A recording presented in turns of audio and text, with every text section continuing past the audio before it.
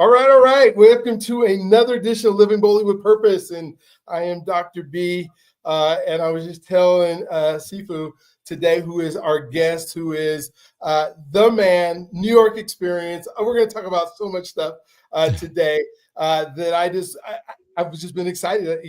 When he finally said, "Hey, Brian, I am willing to come onto your podcast," I got excited because he just does so much in helping people. And this is going to be one of those episodes that you're going to want to stick to. You're going to want to rewind. You're going to want to pause. You're going to want to do all those things that sometimes we want. It's funny, Sifu, like when I started listening to podcasts, I thought, and there were so many gems and I would have my notebook out and I'd be sitting here, I'd be writing everything down, and I, trying to make sure that I would mess up and I couldn't read it, and then I would miss something going on. And then I realized I could hit the pause button and I could go from there, which is just so funny that, me, like, oh yeah, I'm this educated guy, but don't know how to hit the pause button when there's something good that I want to. So for those of you who are listening, if you're listening live right now, go ahead and know that it will be unrecorded. And if you miss something, like, I don't want you to stop in your car right now, and if that's where you're listening to it, or if you're on the treadmill and you fall off it, I'm just going to laugh at you because if you really want to take a note, just stop, use your phone. That's the other thing I didn't know. I was listening to podcasts while I was walking, and then I didn't realize I could just take my phone, put pause, record, whatever my note taking. Instead of trying to write down, I'm trying to find like a little receipt or something to write on. I'm like, we're in the technology age right now. We're able to be able to do so much. I was just thinking, so I do a goal setting workshop every year for folks. And this year I've been doing AI summits. And so I was thinking, instead of just doing an AI summit on the 27th this month, I'm going to do a goal setting with AI workshop that is going to, I'm just about it because I'm at the point now where I'm talking to ChatGPT, to that little globe guy that sounds like a brother. It sounds like this black dude is talking back to me, and I'm just having this conversation with him every single day. But it's kind of setting my accountability. It's setting my kind of just my walk through life. And so as I figure out how to get AI involved, but this show is not about Brian and what he's doing all day. This show today is about SIFU RAFAEL from New York City. And I have not been to New York since 1998 when we adopted twins from Brooklyn. And so that's the last time we went and picked the boys up. I'm going to just tell the quick story of part of that, and then I'm going to get you on. But so we are in California, and we decided that we're going to adopt some boys that are a little bit older. We didn't want to go with trying to do the brand new at birth. They ended up having to were crack babies, and they're 30 years now. They're wonderful dudes. But we go to New York because that's where they were born, at Harlem Hospital, and we were visiting because we went through the foster classes and everything, and so now we're visiting these children to see if they're going to be a fit for our family. And so we fly out there, and they give us, hey, here's the hotel, and some, go to these pizzerias and these places, and take the boys to Central Park. And this is in the winter, so it's not like a fun Central Park we're doing, snow and all that kind of stuff. And then we take them over to the FAO toy store and all that kind of stuff. So we had this great weekend with them, and so we take them back to St. Vincent Services to say, okay, we will make our decision, and we'll decide, and we'll let you know, and then we'll figure out how we're going to get these boys. We ended up at St. Vincent Services in Brooklyn, and we're taking the boys back. It's Monday morning. We're getting ready to fly out, and they have two suitcases next to them, and they have plane tickets, and they said, "Can you please take them with you?" Oh my! Not like make a decision. It's like, we're not even going to give you time to decide. Your plane's in 2 hours. We just want to stop by and give us. So of course we were in love with them, and so we took them back. And so there's supposed to be this reciprocal thing between New York and California for our foster care, because they're not allowed to just adopt them right away. You have to wait like a year. And so they're at our house, and so New York calls California and said, "Okay, we sent these two boys to California. We're ready for this reciprocal agreement." And the foster care system in California says, "We don't have any a reciprocal agreement with you at all, and we're not going to do it." And so New York says, "Well, we don't care. I guess you're foster parents, and you can just have them."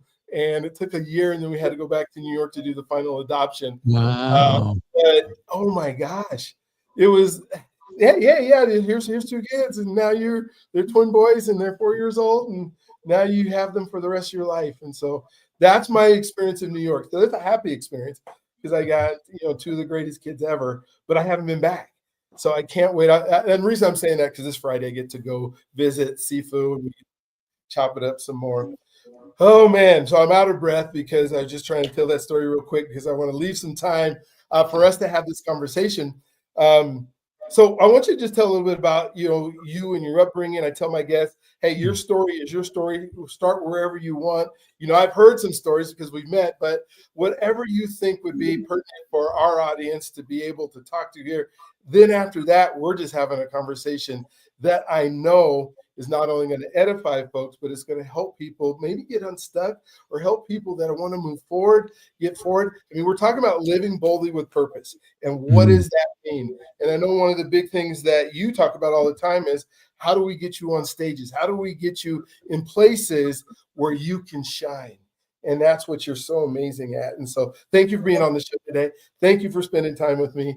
I'm going to let you talk for a little bit and just tell us all about who SIFU Raphael is. Oh man, I gotta tell you what an incredible story that you just told us. So you left New York with two gifts. I did. Two gifts. You did. That was beautiful. Thank you for sharing that. And those boys are so lucky that you and your wife decided to come to New York to even consider it, right? So my story is about finding your purpose and understanding who you are as a person. I came from Colombia, Okay. and I had near death experiences in Colombia. I even was in a coma when I was a kid, Oh, about two and wow. a half years old, about 3 weeks or so, and I almost lost my eye back then at a different incident. Attacked by dogs, all kinds of crazy stuff. This before the age of 8, and then I leave Colombia, South America. I know some people like, you're Colombian? And then when I speak, they're like, oh, yeah, you're Colombian. And I speak in I Spanish, love it. right? So what winds Yes. up happening is here I am. I'm excited for a new country. I'm nervous and everything. And I get hit big time. Nobody understands me. You mean nobody speaks Spanish? What? So here I am in a foreign country, a foreign language, and I am not fitting in. I don't fit in anywhere. And so instead of going to third grade at 8 years old, I'm put in first grade. And because my parents didn't know any better, my dad walked me to school. And I'm not going to say it was up uphill both ways, but it Mhm. was it was about 2 miles both Wow. ways. Okay. And what my dad did is, because he's old school, he walked me to school once and walked me back. And he goes, now you know how to get to school. Oh gosh. And that was it. So I walked to school every day. It didn't matter if it was raining, storming, snowstorm. I got lost in a snowstorm, right? I was at a different school at this point. But once again, I had to walk. My parents didn't realize that I could have taken the bus. Oh They gosh. didn't know any better There was a because they bus were that's probably right in foreigners. front of your They house, were right? foreigners, right? So they had no idea they could take the Oh gosh. bus, that I could take the bus. So my dad walked me there once. And so there I'm going, pouring rain. I'm walking to school. I got to get to school. And so the teachers kind of felt bad for me, and they were like scrambling one time.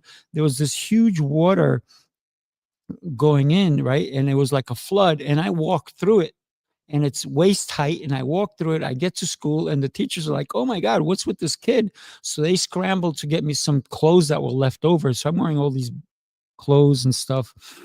And one of the things that happened is I couldn't see the blackboard as I thought I could. And then the teachers actually talked to my parents.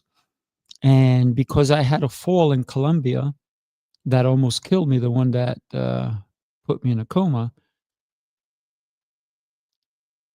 I had I had two gifts when I left the doctor's office when my dad took me to the doctor. One was a patch on my eye, and the other one was glasses.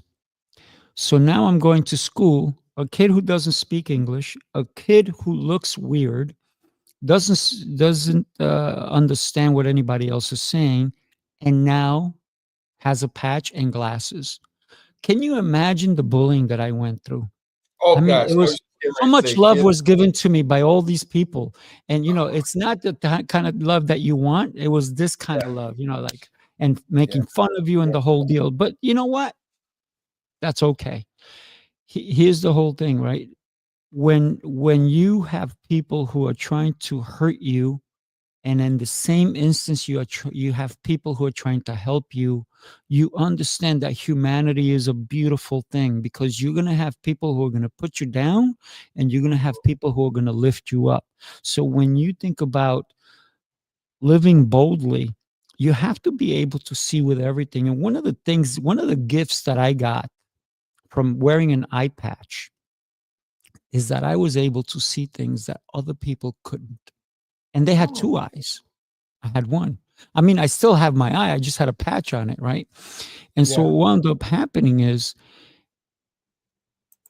I was able to see things. My mom saved my report cards. I don't know why she did it. I still have them in my drawer. And Oh wow. about a couple of weeks ago, right? In Uh-huh. first grade, the teacher wrote back one of the comments, from my grades. He doesn't speak much, and he doesn't get along with the other kids. Go wonder. Wow. So, Why? Yeah, I got a patch on go my wonder. eye, and everybody's That's a making fun of me. brilliant teacher. But there was teachers there. For example, there was a teacher, and I wish I would have known her name, but I didn't know any better, right?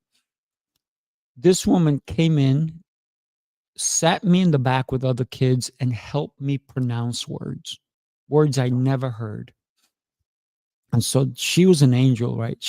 So like I said, there are people who are going to put you down because they don't know any better. And Mhm. because that's what they see. When they see something different, that's all they want to, they feel uncomfortable maybe. And so all they know how to do is lash out. Remember, a bully who makes fun of another person is because they don't want to be made fun of. So they rather put the attention on someone else. So that happened to me a lot, right? And Mhm. so it taught me to understand that, yeah, I may be alone, but God never left me alone. He was with me every step of the way, walking through the rain, walking through snow, getting lost in a snowstorm. And for 3 hours, I was lost in a snowstorm. Right, all I had to do was walk home. But when the snow is in front of your face, and it's New York, and it used to snow so high, it doesn't snow that high anymore. It's kind of weird, but that's global warming, I guess. I don't know Oh, what's yeah, going on here, right? yeah. But it taught me that no matter what I'm going through, he's walking with me. And what a blessing that is to me. So every day I wake up knowing that no matter what I've gone through, no matter what obstacles I've faced, that I need to get over it. And just, there's no pity party. I've never had one. I don't Uh-huh. want one. I want a fun party, not pity. Don't pity me because I've gone through things. And all the things I've ever gone through, I've almost drowned twice. I've been attacked by dogs twice. One time it was attack dogs, and that was their job. And I still love dogs. It was their job. They were doing their job. I was a little kid before I came from Colombia, and they didn't know that I was a little kid. They just saw somebody who was strange in their home, which I was visiting relatives and they had attack dogs. And here's the thing, I could not sleep on my back. I had to sleep on my belly because they Wow. attacked my Look at you. back. Wow. That's the first time I got attacked by dogs. I love dogs. And then another time I got attacked by a dog. So it doesn't take away from me understanding that we all have a purpose in life. Those Mhm. dogs were doing their job. Mhm. So do I blame them for it? No. Do I blame the fact that I almost lost my eye? I went in a coma? No. Do I blame the abuse I received as a child? No, I don't. You know what I say? It was a learning experience. It was so I can grow into the person that I've known now, so I can help people reset who they are. And for me, every day when I get up in the morning, first thing, and it doesn't matter what time. When I was a kid, I used to have a hard time waking up. Now, there is no hard time getting up. I get up before my alarm. I don't even know why I put an alarm on. I put my alarm at 4:30 every day, and I'm up way sometimes it's an hour before my alarm. Sometimes it's 20 minutes before my alarm, but I never wake up with my alarm. And that's been for a very, very long time. And because I understand that God has a mission for me, and it's for me to get up and do what I need to do. There's been so many times at 3:19, I don't know, 3:19, it's got to be a magical number because I'm woken up at so many times at 3:19. I Mm. still don't know what it means. If anybody out there does know, reach out to me, let me know. 3:19, I wake up and there's things on my mind. I've gotten up, I get pen and paper, and I start writing like a maniac. And I start Mhm. writing and writing. And I've written so many chapters to books. I've written titles of books. I've written speeches. I've written so many things at 3:19 in the morning, and I cannot go back to sleep. Sometimes it's happened at 2 something in the morning. But so what happens is the first thought that goes into my mind is gratitude. I say, God, thank you. Thank you for all the gifts you've given me. Thank you for everything in my life, from my lungs, for my breath, for my ability to move. The other thing that people don't know about me is I had polio as a kid. So I lost the ability to walk, right, for several years. And so if you remember Forrest Gump, I had braces like that. And, and, Mhm. and when I watched that movie the first time, I was like, oh my goodness, that was me. So That was I you. have when I watched it, it was almost like I was watching myself, especially when he ran out of the braces. I was like, I never ran out of the braces. I wish I would have, right? When he ran out and they broke off, that didn't happen to me. For me to be able to walk 10 feet when I started to learn to walk again, it would have taken me an hour. But it's those moments to understand that I fell and I got back up. I fell and I got back up. Those are the moments that made me understand that I'm not walking alone. I never have been. The moments that I am by myself, the reason I get up at 3 whatever in the morning, sometimes a lot of times it's 3:19, other times it's 3:48. This morning I was up at 3:59, right before 4 o'clock, right? And I said, "Oh, it's time to wake up," right? And it makes me understand that there's so much that we have to be grateful for. That the first thing I start with is God, thank you.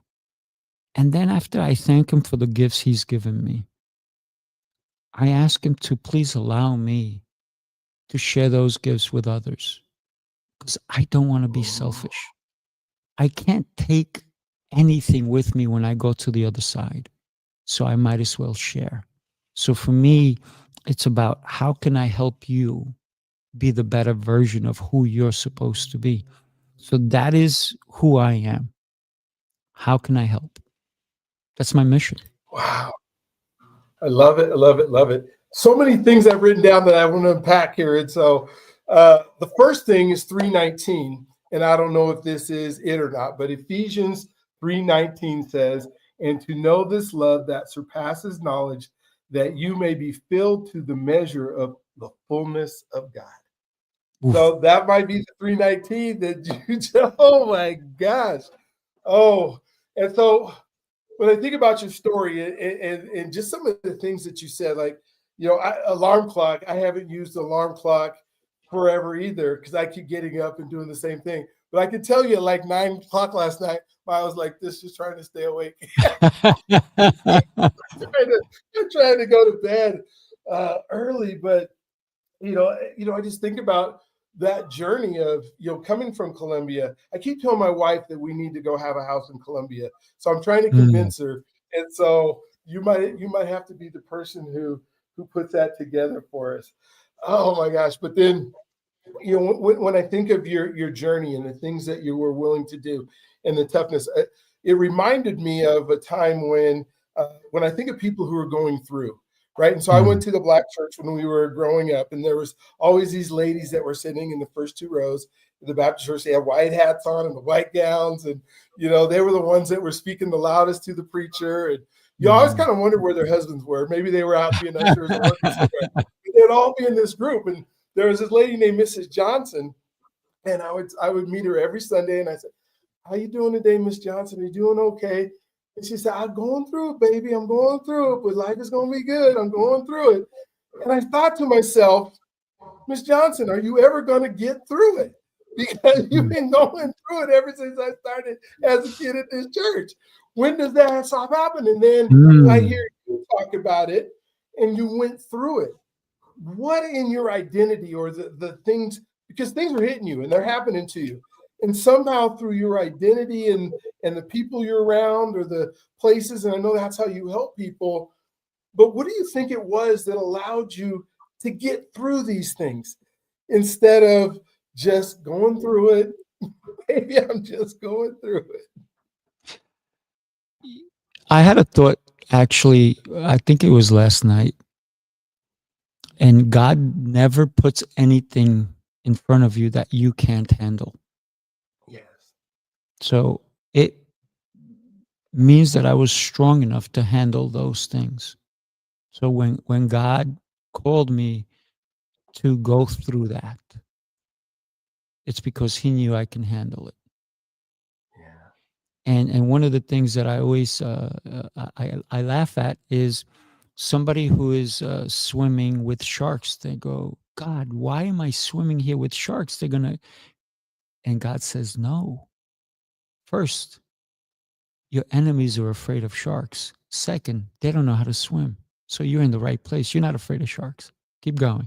I love it. I love it.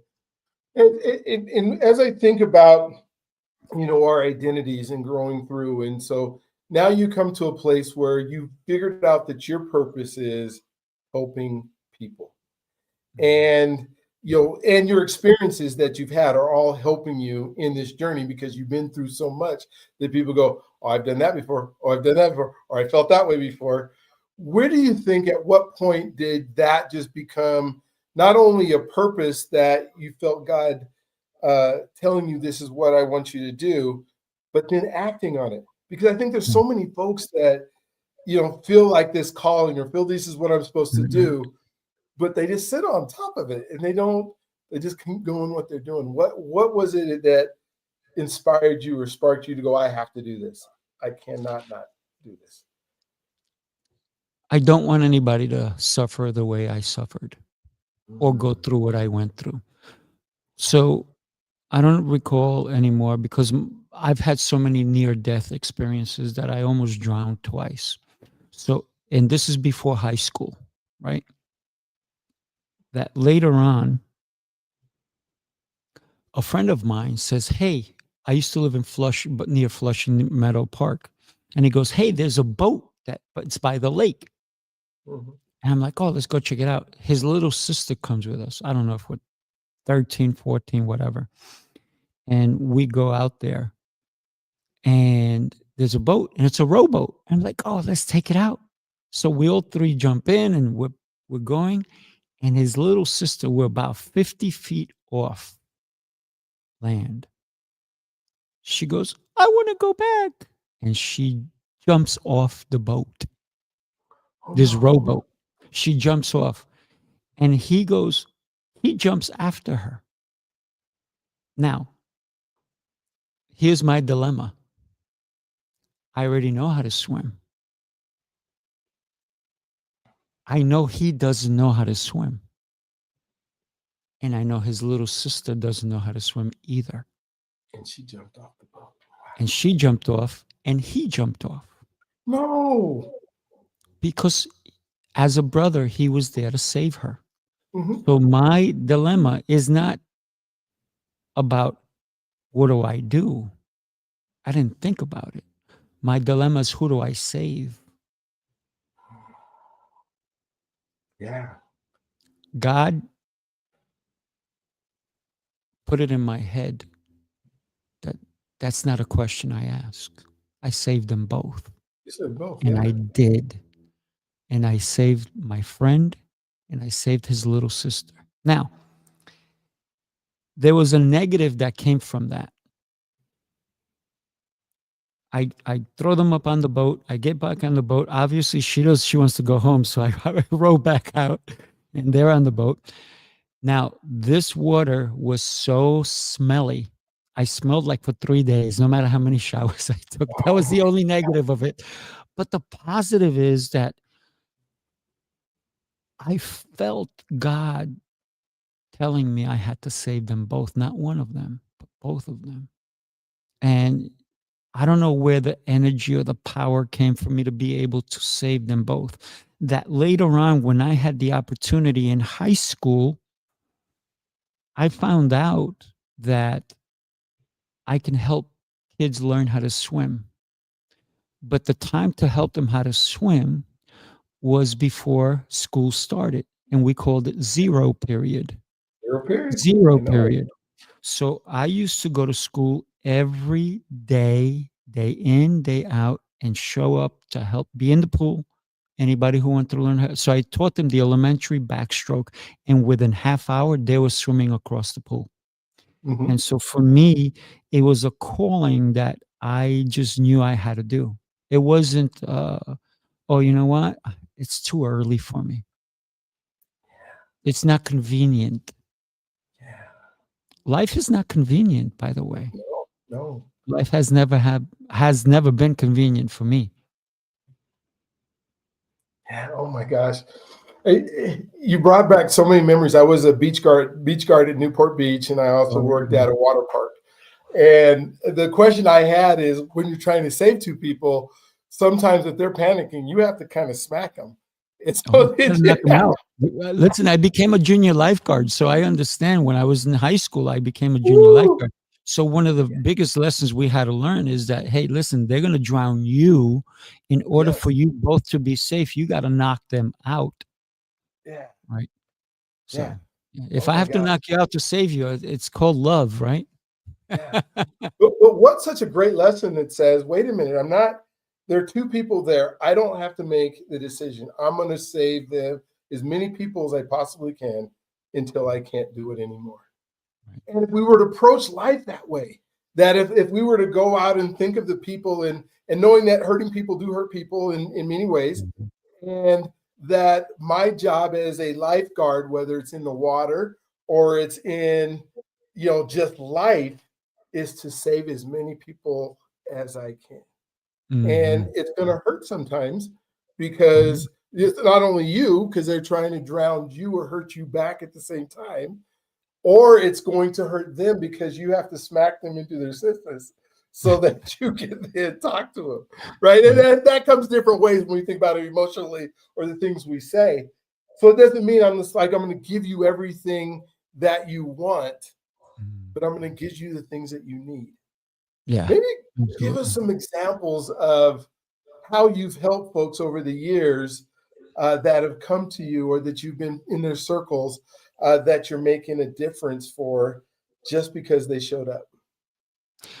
I get phone calls all the time. People Mhm. ask me for business advice. How can you, what are you doing in your businesses? How do you help me with this? How do you help me with that? Um, I do have a communication school, right? And you're going to come to it, right? And in the communication school, we have workshops, and we teach people how to get on a stage. We teach people how to even act, how to be, even with their family, how to do a presentation, the power of words. So a lot of times people just come to me because they may be lost or they need a reset. So Yeah. I help people understand the value that they have, because every single person, and I'm talking to you out there who may be watching this again, right? Dr. B is incredible. And I'm going to tell you, when I met him, he brought his heart, right? Mhm. And I'm going to show you what he gave me. Wow. That's the book. Yes, sir. And then he signed it also, right? So look at this. He didn't just write his name, Dr. B. He I'm not going to let you read it, but he signed it, right? Because it's personal. But when we can help somebody in any aspect of their life, whether it's a reset, help them in their business, that's what I do, right? I help people understand the value that they can bring to the world. And that's when people stop being selfish, they grow. Yeah. So many people are so selfish because they only think about themselves. But when you stop, you got to think. Listen, I am the most selfish person you'll ever meet. At 3:19 in the morning, it's all about me. Me. Listen, Yes, it nobody is. else is up anyhow, right? Nobody else Yeah. is up anyhow. And so my mornings are so sacred. That's when I pray. That's when I read. That's when I work out and I meditate. And sometimes, 5 in the morning, I'll be up on a ladder doing electrical work. Mhm. Why? Because it needs to be done, or I want to change things. So I'm always adjusting and changing things because I get bored with things being the same, right? The earth changes every day. Your whole body, believe it or not, every 10 years, you're a new you. Yeah. Your Yeah. organs change, your skin changes, your blood recirculates. You have new blood every 10 years. So why are we staying the same?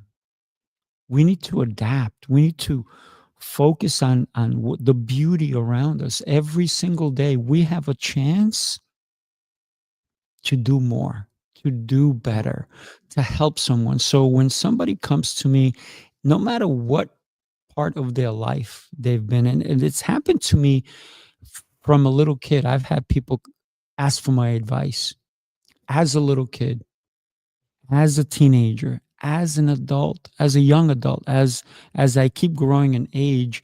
And the more I help people, the more I realize I'm helping the number one person in the whole world, and that's me. So Mm. if I can help you, my gosh, the help you're going to give me back is tenfold. It's tenfold. So if I'm helping you in your business, if I'm helping you how to get on a stage, if I'm helping you in your fitness, in your lifestyle, you're helping me. And what I get back, forget the finances. I get Yeah. back as a human being. Oof, it just blows me away. Wow. I love this because the direction we're going, and you mentioned time. And I see that there's all of us have the same amount of time. There's only 24 hours in a day, right? There's only 168 hours or whatever it is in a Mhm. week and 365 days a year. And yet some of us choose to spend that time either in grudges or spend that time, being mad at somebody or spend that time uh, being entertained, which I'm not saying is a bad thing, but I'm just saying No. how do to get to a place where we get to serve and we get to help others and we get to move, which is the greatest joy we can all do, is to serve another man. And yet you talked about it being so selfish with our time. How have you learned? I mean, I love the 3:19 in the morning because you got 3 hours before anybody's even going to want to talk to you, you know. Don't get me wrong. I have people that reach out to me at that Yeah. time. Um, but how do we spend our time? I mean, what are some of the ideas or the things that you teach on being productive of what the time is? Because you see one person who takes the time that they have and grows exponentially, and seems like to multiply and grow time like there's, they find people and other things. And you have that other person who's always out of time. And yet they say, I've Mhm. been working 15 hours a day and I'm not moving the needle. And it, yeah, talk to me about time. So, and I love that you said that we all have the same amount of time, but there are people who say, "Oh, I had the longest day." You mean longer than mine? So, Exactly. so I think that if we look at this perspective of our own time, what if we knew exact day and time we were going to pass to the next Oh my gosh. life? Yeah. How Yeah. would we handle our time? Would we waste it? Would we be on social media scrolling for hours? Would we be sitting watching Netflix? Would we, and I'm not knocking Netflix, don't get me wrong. I don't necessarily watch Netflix, but I do watch stuff, right? So, but I don't have I don't go home because I got to watch a show that's airing at certain time. I stream it so I can watch it anytime I want when it's on my downtime, right? Because we do need entertainment. We do need to wind down a little bit. But winding down more than an hour means you wasted that. So if you're going to wind down, it's going to take you 5, 6, 7 hours to wind down. What are you doing, right? Are you- What if I said to you, or somebody said to me, Raphael, Stifu, you're going to pass tonight at 5:38. Who do I want to spend my time with Yeah. now? Sometimes we may have to travel somewhere, like you're going to travel to come here to see me and spend time with us. So I value your time.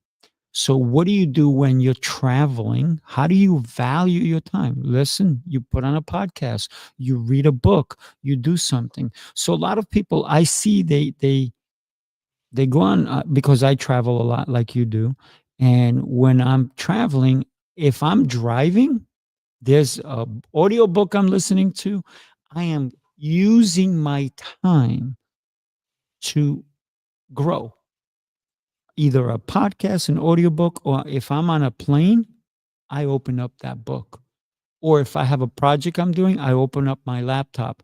I don't just sit there and go, "Oh, yeah, just gonna sit back here and relax," which I'm already sitting anyway. Aren't I relaxed? So why don't I let my brain do what it's supposed to? It's a computer, right? Let's get the download, people. Every morning, here's how I go to sleep, right? My fiance says to me, "How'd you sleep last night?" I said, "With my eyes closed." And she goes, "Come on now." So, so, Love it. so the thing is, That's so and the good. reason she says that is because so many times she knows I get out of bed not because it's by choice. From polio, I still get cramps, like a really bad cramp. So I get up and I can go back to sleep. And sometimes the cramps last, and you ever had a cramp? How long does it last? 30 seconds, 40 seconds? Mine can last anywhere from 45 minutes, right? So it's that cramp. Oh my Sometimes gosh. about a couple of years ago, I almost had to go to the hospital because the cramps were not ending, right? And then finally, my fiance got down and she rubbed them out, right? But and I'm so grateful for her. But sometimes she goes, "You want me to rub that out?" I'm like, "Nah, I'll be fine." So when I feel pain, I thank God because it's the perspective that we have. It's like, I feel, therefore I am alive. I am alive. So every day when we get a chance to understand who we are, where we are, how we're moving around, what time do I have left? I want to take advantage of it. So if I'm in pain, hey, number one, I get to feel pain. I'm Yeah. alive, right? Yeah. So a lot of times people say, hey, take an Anacin, you have a headache. I said, for what? I'm feeling, that means I have a head, right? I have a brain. So maybe I either need more water or I need something. So I listen to my body is my best communicator. So because I have a communication school, why am I not listening? If one of the things that we have to Ooh. do is as a communicator, you have to listen more than speak, right? So and Yeah. I Yeah. know I'm speaking a lot now because this is what we do on shows like this, right? But a lot of times I'm very quiet and I'm Mhm. listening and I'm paying attention. So when somebody else speaks, I shut it, right? Because your brilliance will not shine if I interrupt it left and right. Yeah. Oh my gosh, so good. And you think of, you know, if we were able to live life as if there's an expiration date, what more would we do? But Mm, we do have an expiration date. We just don't know you what it is, do. so we don't live like because we don't know what it is. But how much more would we continue to do?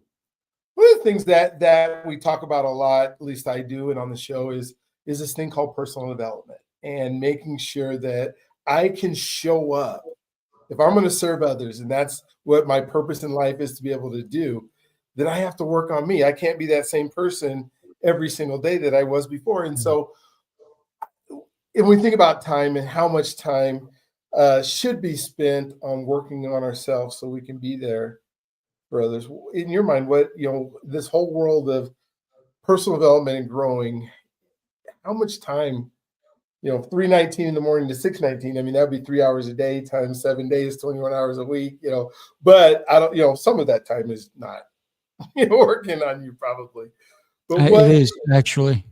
Okay, yeah, that's awesome. Sometimes longer than that, right? Sometimes Yeah, longer yeah. than that. But the So average person who's just listening to us today, going, I want to do better. I want to be better. I only have the same 24 hours a day. I'm just not spending it the way mm, that I probably should to be able to grow the way that I want to.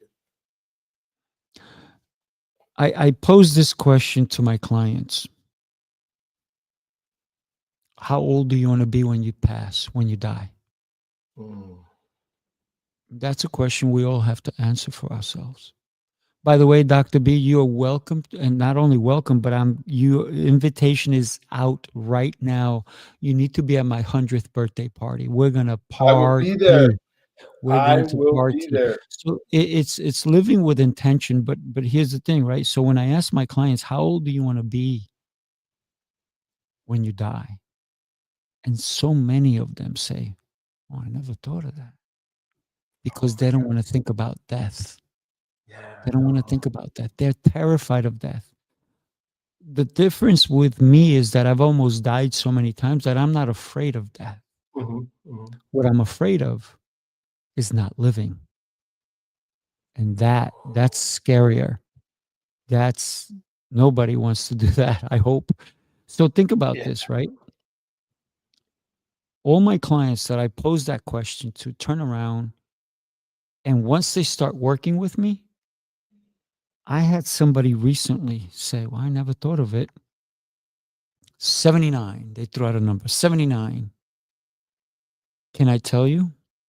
After working with me about 4.5 months, they've changed their number.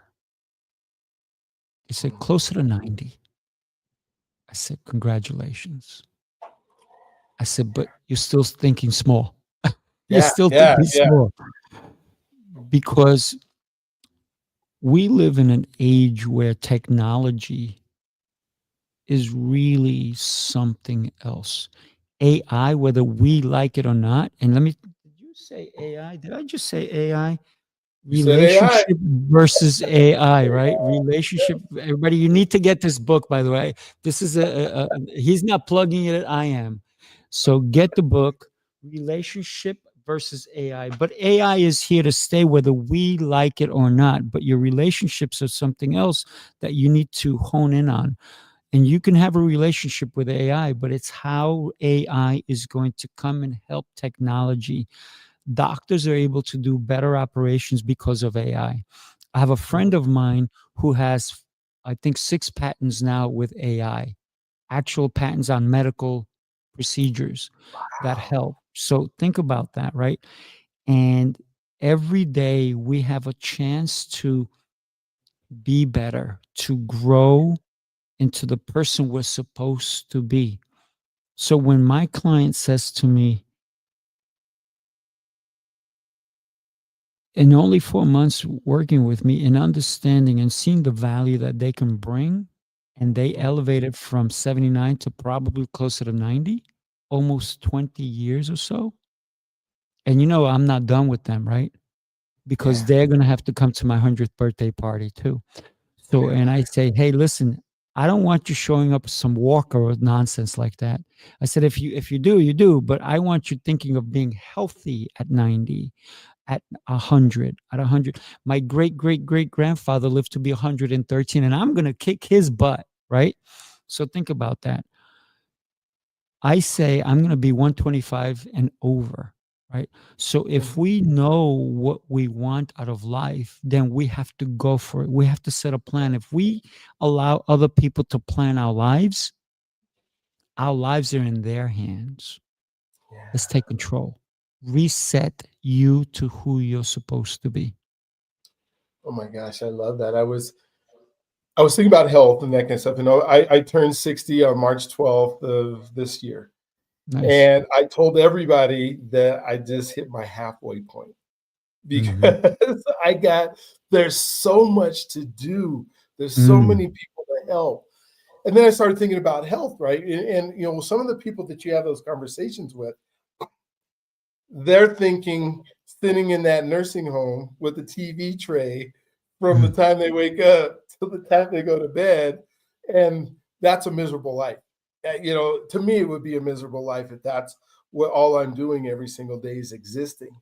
And so, Oh, making sure that we find ways, uh, and I think one of the things that keeps me the healthiest is serving others, right? Because when you get the opportunity to go out and do that, and it's not all about you, and you have other ways that communities and things you want to do to make sure people are going to thrive, then no, mm.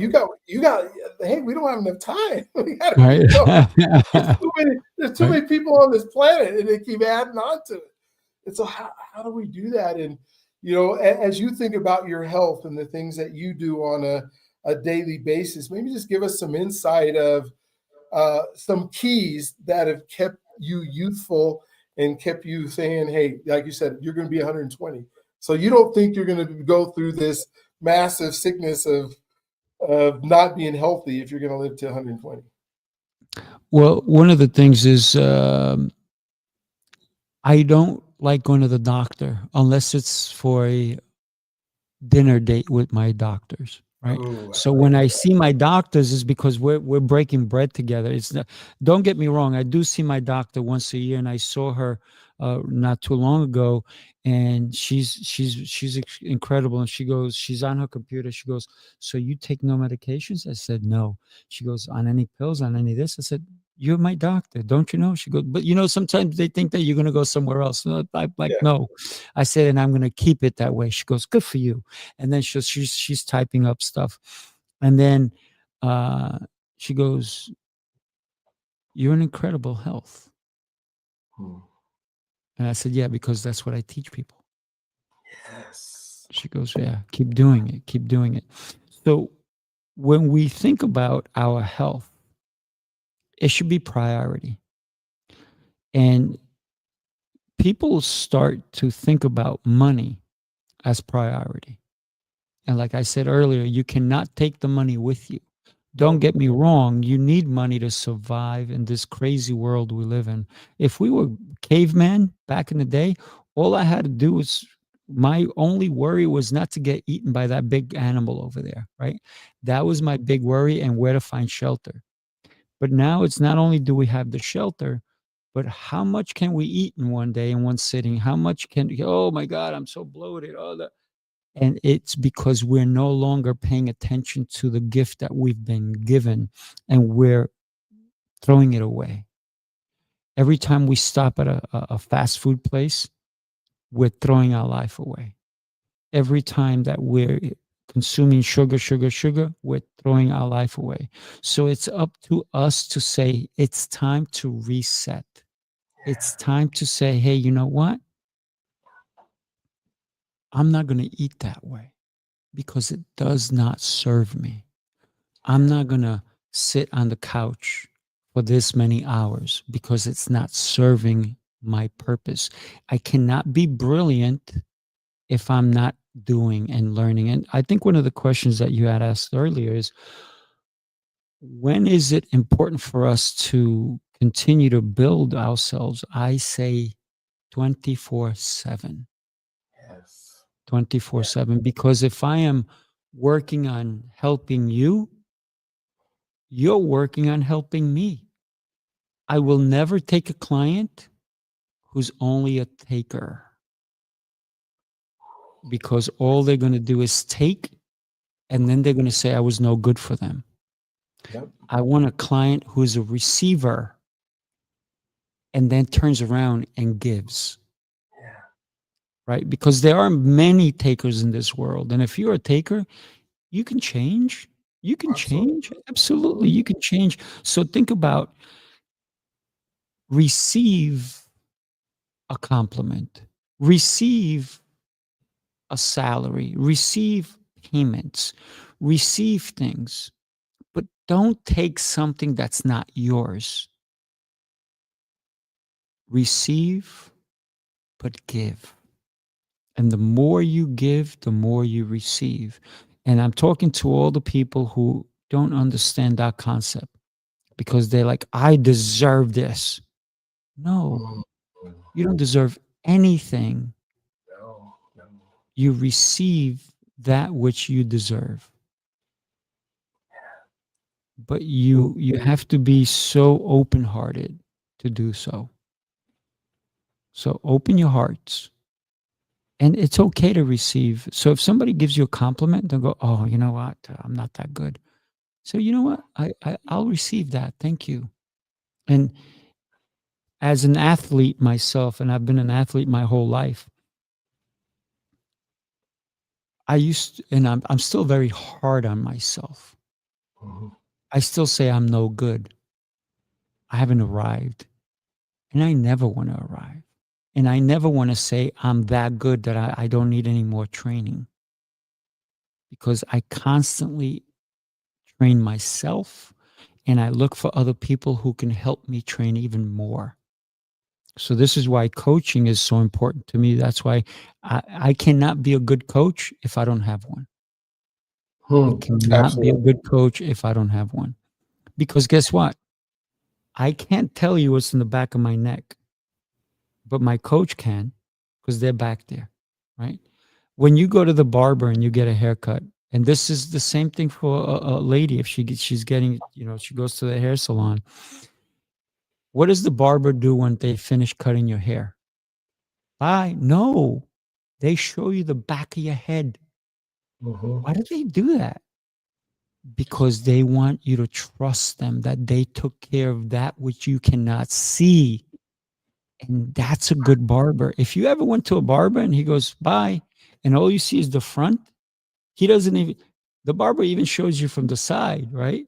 Because if you do this, you can't Yeah. see the side. So you're looking there and he's doing this, so that you have a good barber, somebody who's saying, hey, I covered all areas. I took care of you, right?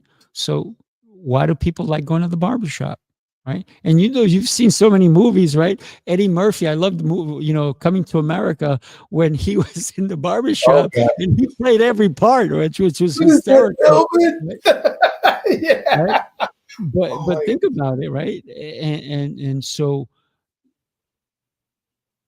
when you have somebody guiding you along the way, as long as they care for you, if all they want is your money, you have the wrong coach, you have the wrong mentor. If they care about you as a human being, And yeah, you know what? You're taking away their time, which is so valuable. So yeah, they deserve to get paid. Listen, if you want to be coached by me or mentored by me, guess what? My time is ticking.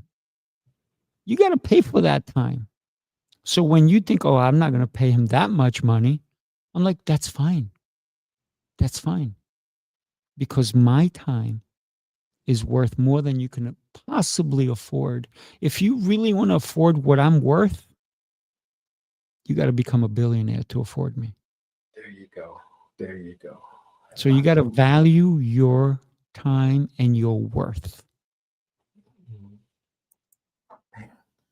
The gyms that you just talked about in the last few minutes, not that the whole podcast hasn't been great. I can't wait to go back and listen to it.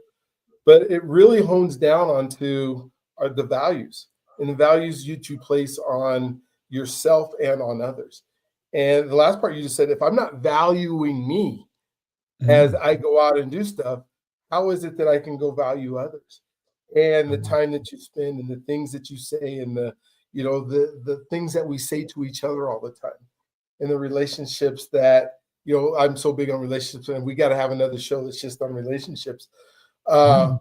But the people that you go out and find, and I love where you just said, if you have a coach and all he wants is your money, and you'll feel that, you'll know that, then you need to run. Doesn't matter who it is. If Tony Robbins came to me today and said, Ryan, I want to coach you, you have to give me $1 million or $2 million, whatever it is, and I had it and I gave it to him, but he didn't care about me, he would be the wrong coach for me. Now, all that I know about Tony Robbins, I think he would pour into me and he would love on me and he would care about me and all those other kind of things. But at the same time, there's so many folks that are out there that are chasing, the Dollar. diamonds and the cash and everything else. But the true relationships are made when somebody is willing, to be there for you. And that's kind of when we met and, sitting down with you and just knowing your heart and knowing, hey, you are willing to help first. We'll figure out the other stuff later. And I thank you so much for that. We're coming time. I can't believe we talked an hour already. This has been so fun, and it's been almost everything that I envisioned that it would be. But I want more. And so, but for today, because I have to respect the time and the things that you have because it is valuable. What are any final thoughts that you would love to talk to us about, or just things that I was being selfish and I asked the questions that I wanted to know because I wanted it to help me? But I'm sure there's some things that you would love to say to everybody, maybe some final thoughts that would just encourage us to get out there and do the things that we should do so we can live in the purpose that we were born to be in. Yeah, I truly enjoyed this conversation, and thank you for allowing me to speak on anything that I believe, right? But I always tell people, and when I say it's you truly do know. This is one of the things that pet peeves of mine when people say on a podcast. I'm like, no, they don't know. But in this instance, people do know their own worth. They're just Yes. afraid of knowing their own worth. So when I say you know your own worth, you know it. The Mhm. problem is that we allow society to put a price tag on our worth. Mm. Let me ask you this question. Imagine one person in your life that you love dearly, Mhm. that you would do anything for. Mhm. And like that, they're gone. Yeah. What would you pay Have them back. to have them back for a minute? 1 minute. Mm. That's all you Mhm. get. So then why are we not telling people who we do love so much how we feel about them? Because they could be gone Mhm. like Just that. like I sit with my fiance, and by the way, it's on my schedule. I have to have lunch with her every day, right? every day. I Every love day. it. I love it. So, and I'm going to be honest with you. she knew that today I couldn't have lunch with her. So she was okay with it because I said, I'm going to be on Dr. B's show. She goes, okay. Guess what she's doing for me? She's bringing me food later so we can sit together because she's amazing. So when I'm sitting with her, I look at her and I turn around and I go, you know, I really love you, right? And she goes, I love you too. And then one day I said to her, I said, you know, you don't have to reply back with I love you too. And she goes, but I do. And I said, well, thank you. And my kids do the same thing. Every time I say, I have two boys, Marco and Giovanni, I said, I love you. And they go, I love you too, Dad. And I say to them, you don't have to say it back. But they feel it in their heart and they say, well, I have to say it, Dad, because that's how I feel. So if you take anything from this show today, realize that your life matters, that the people around you matter, that you never know somebody who may be contemplating ending their own life. And what your words can impact them. This is why when I do public speaking or professional speaking is more what I do, my words have to have impact. Mm-hmm. You heard me speak. I heard you speak. You impacted me. And I hope that I impacted you in a way. You did. But when we can share our love with another human being, it's priceless. And so I'm going to recommend everybody to tell your friends, your neighbors, that they have to watch Living Boldly with Purpose with Dr. B and make it a regular podcast that you listen to, because this man right here, he's exceptional. So follow him, get in touch with him, let him be one of your mentors. He and I, we're going to be connected. We're in this for life, brother. You know that, right? Absolutely. 100%. Oh my gosh. Absolutely. And I received that. Believe it. I received that. And thank you so much for being here. Had you not impacted me, I probably wouldn't have reached out so fast to say, please get on my podcast. Please have these conversations because I know for life, we got another 30, 40, 50 years together. 100, you're coming to my 100th birthday, kid. And then we got more to go after that. Oh, I can't wait to come to your 100th birthday and be part of it and do things together because we're going to impact the world because we have that desire. We've spoken it. We've said we know what our purpose is, and God has shown it to us in a clear picture. I don't want you to forget Ephesians 3:19 today, and to know this love that surpasses knowledge, that you may be filled to the measure of the fullness of God. I want to speak that over to you today. Oh my gosh. God, full of the measure. If this is your first podcast, please subscribe, hit the notifications, whatever it is that we got to do to make sure that we continue to communicate. I believe 100% that you are God's greatest gift, and He loves you if you allow Him to. And I can't wait to see you, whether we're on the beaches of the world, or we're in the cities of the world, or we're in the towns of the world. Please reach out. Reach out. The New York experience is coming up. You go to SIFU's, SIFURAFAEL.com. Find out all about it. It's this weekend. Both of us are going to be there. If you are in New York or you are close to New York, make sure you find out how to get to see us this weekend. 100% get there. There's going to be some amazing folks there, some amazing speakers there, and some amazing communication things. If you're not on this one, you're going to be on the next one because you're going to find out all about all the things we're doing. So go to those websites. I can't wait to see you guys. You guys have a tremendous, awesome, incredible day, and we'll talk to you guys on the next one. See you later.